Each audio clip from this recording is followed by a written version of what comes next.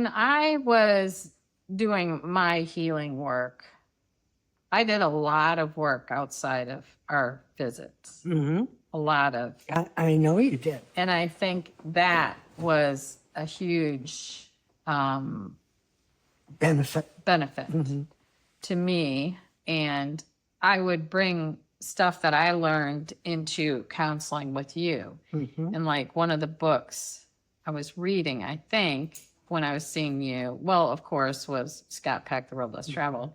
But then I got a hold of the Bowlby books that were about separation and loss when children were very young, because part of my issues were deep-seated abandonment issues because of being put in foster care when I was young. So anyway, so can you talk a little bit about the importance of maybe a person's going through counseling, but they also have like my course, or they have some books that they're going to do this additional work. Yeah, in whatever they addition can do, whatever they can find that would be helpful on the subject. Because again, as we were talking earlier,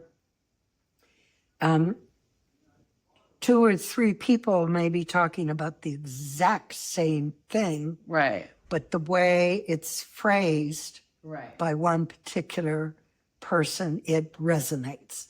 So, yeah, reading books, whatever kind of program you can get into. And then it's valuable to bring that back into therapy. Right. And talk about, say, well, I read this or I heard that. Right. And it really had an impact on me. And just talk about what you learned outside of therapy. Right. Yeah. And in those books, a lot of times they are therapists writing these books. So you're learning. I remember the book by Renee somebody, but it was called Repressed Memories. And I got a lot out of that. Sometimes I would just go to a bookstore and look in the self-help psychology books, and just something would just like jump out at me. And I know that book was one of them. I was